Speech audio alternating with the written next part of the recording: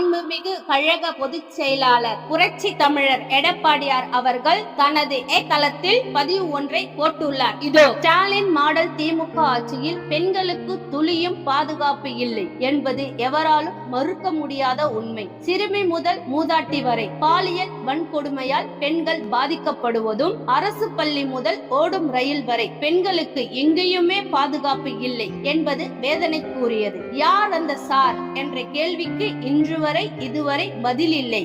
யார் அந்த சார்கள் என்று கேட்டால், குற்றவாளிகளை கண்டுபிடிப்பதை விட குற்றவாளியின் பாட்டான் வம்சத்தில் இருப்பவர்கள் யாராவது தொலைதூரத்தில் அதிமுகவுடன் தொடர்பில் இருக்கிறார்களா என்று புலனாய்வு மேற்கொள்வதில் மட்டுமே முனைப்பாக இருக்கிறது இந்த ஸ்டாலின் மாடல் அரசு. இந்த விடியா திமுக ஆட்சியாளர்களால் பெண்களை பாதுகாக்க போறீர்களா? கண்டிப்பாக வாய்ப்பே இல்லை. எனவே தான் சேவ் அவர் டாட்டர்ஸ் என்ற பெண்களுக்கான பாதுகாப்பு உபகரணங்களை வழங்குவதில் உள்ளிட்ட முன்னெடுப்புகளை தொடர்ந்து AIADMK ஆபிகள் மேற்கொண்டு வருகிறது. தமிழ்நாட்டில் பெண்களுக்கு பாதுகாப்பான சூழல் அமைய வேண்டுமென்றால் அதற்கு ஒரே வழி இந்த ஸ்டாலின் மாடல் திமுக ஆட்சி விழுந்து அதிமுகவின் நல்லாட்சி அமைவதுதான்.